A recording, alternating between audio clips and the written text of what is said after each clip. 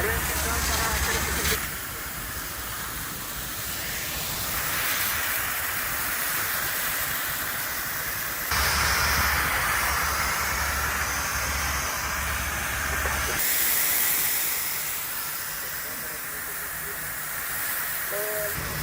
de momento voy bien.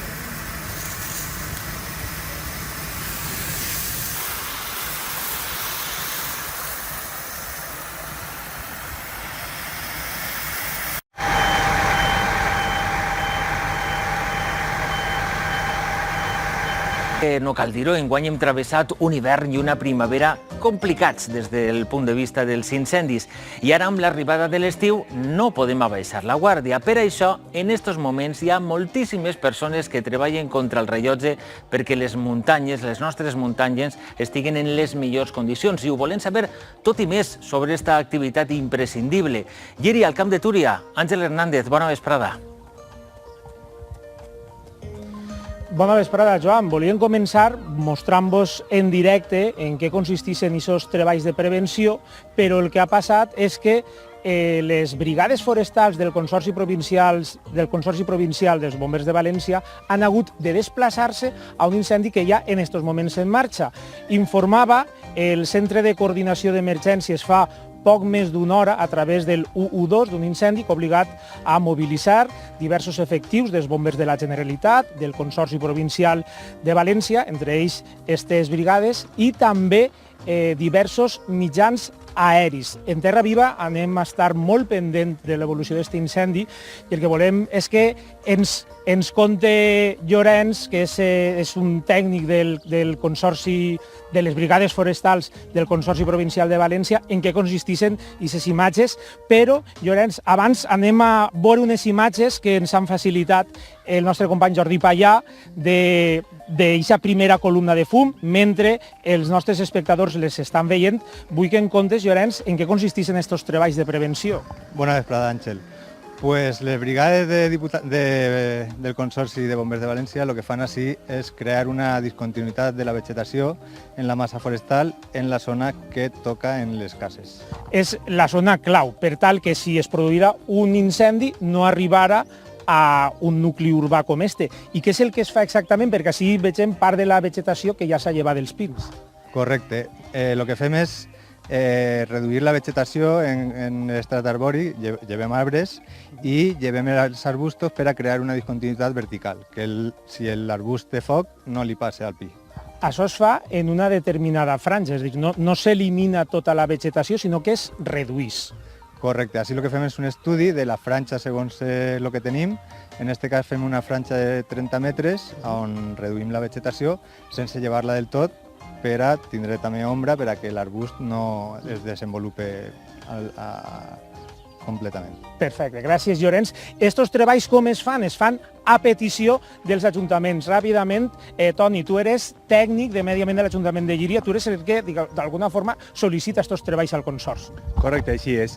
Nosaltres des de l'àrea de Medi Ambient vam fer una sol·licitud per a fer la neteja d'aquesta interfície urbano-forestal.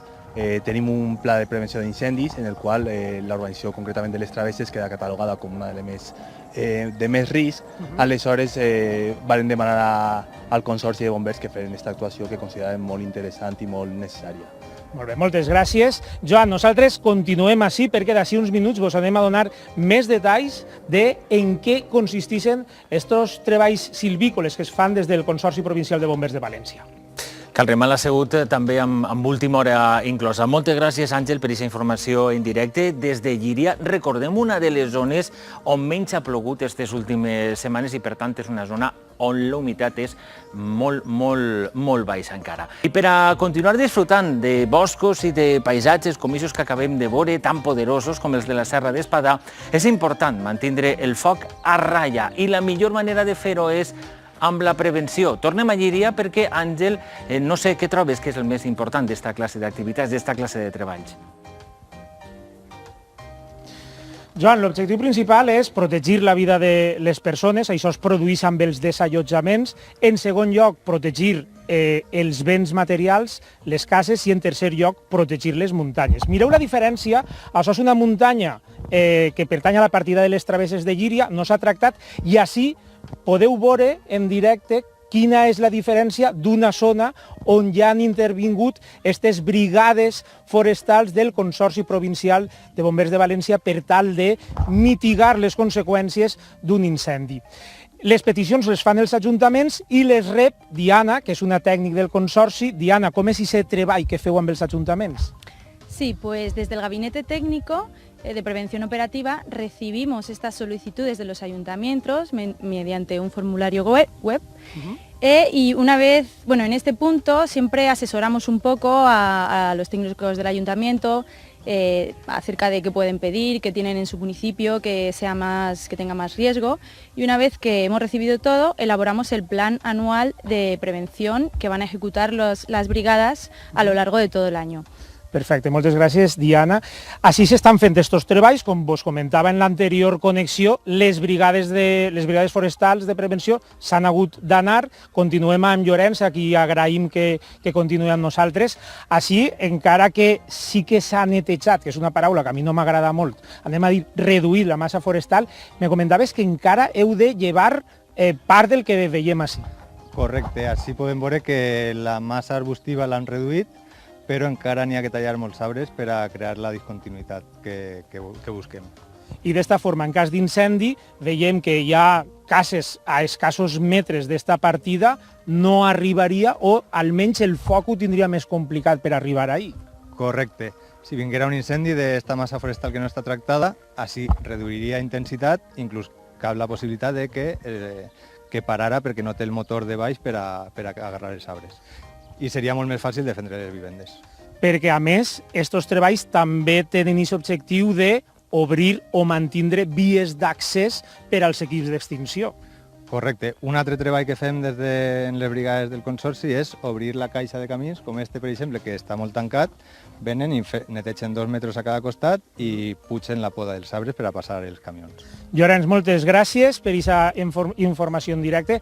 Estos són els treballs que també es fan des del Consorci Provincial de Bombers, Joan, perquè no només és qüestió d'extingir, també és qüestió de previndre. Previndre és més important que extingir, i tant que sí, per a evitar-ho tot. Gràcies, Àngel, per aquesta informació des de Llíria, des de la capital del Camp de... I quan hem arribat així l'incendi anava molt desenvolupat i s'han trobat una gran quantitat de persones demanant auxili. 20-25 persones calculem que hem evacuat de les habitacions de l'ala afectada i del pis superior. Impossible la supervivència en aquest lloc. Ho recordaran, 9 ancians van perdre la vida en l'incendi de la residència de Montcada al gener de 2022. Avui han contestat a la jutgessa que instruís el cas, entre altres testimonis, el responsable de l'alarma antiincendis, el de l'empresa encarregada del manteniment de la instal·lació elèctrica, Pilar de la Fuente. Per quin motiu? Pues el motiu és que a hores d'ara, tot i que ha passat més d'un any, encara no n'hi ha imputats en la investigació d'aquest incendi en la residència de Montcada, que, com tu molt bé has dit, li va costar la vida a 9 ancians que estaven en aquesta residència. En aquests moments tot apunta que continua la investigació dirigint-se cap a un accident, a un curtcircuit d'una regleta que és la que haguera provocat aquest incendi accidental. Però n'hi ha algun responsable de que se produïra aquest curtcircuit? Pues eixa ha sigut la intenció de la magistrada del jutjat número 3 d'ací de Montcada, a través dels testimonis de les treballadores, diverses treballadores de la residència, en concret auxiliars d'infermeria, infermeres i personal de manteniment, i com tu molt bé comentaves, a través de les responsables de 2 empreses. D'una banda, els responsables de l'empresa que van instal·lar l'alarma antiincendis i d'una altra, l'empresa responsable del manteniment de la residència. En base als testimonis d'avui, serà en els pròxims dies quan la magistrada haurà de decidir si continua prenent declaració a més persones o si, pel contrari, s'arxiva la causa en aquests moments perquè considera que no n'hi ha cap responsable i que tot es va tractar d'un malaurat accident. Well, don't you know, baby?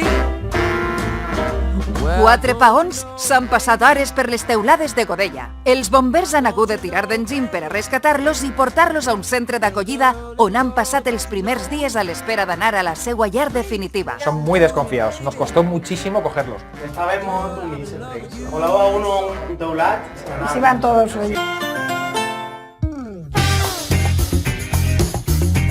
Al centre d'acollida Balkan Hi ha 4 inquilins que es van fer molt mediàtics fa uns quants mesos. Estos son los famosos 4 pavos reales, 2 machos y 2 hembras, que se rescataron en Godella, en el municipio de Godella. El rescat dels paons de Godella va implicar molt de personal, inclosos els bombers, que han vingut a visitar-los. Vuestros pavos. Diego i Carles van participar en l'operatiu encarregat de capturar els paons que erraven per les teulades de Godella i valen saber com estan. ¿Se recuperaron bien o qué del susto? Sí, muy bien, muy bien. Lo que pasa es que tienen miedo, son asustadizos. Son muy desconfiados, nos costó muy muchísimo desconfiados. cogerlos. Que sabemos y sentéis. Sí. Volaba uno un teulat Y se van todos hoy. De teulada en teulada, les hores anaven passant. Nos tuvo como 6-7 horas persiguiendo a los pavos por encima de los tejados, porque no se dejaban coger, eran muy escurridizos. Y bueno, al final, pues un poquito tirando de ingenio y de suerte, pues la verdad es que al final pudimos poco a poco ir cogiendo uno tras otro.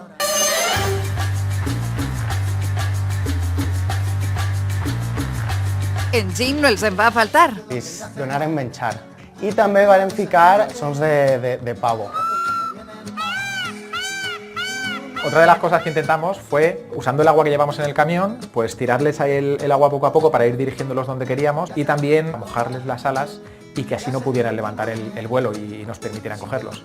Funcionó al 50%, lo guardamos como un truco para la siguiente. Encara que no és comú trobar paons per les teulades. De hecho, recuerdo cuando entró el servicio por la emisora al parque, nos quedamos como diciendo, ¿ha dicho 4 pavos reales en un tejado?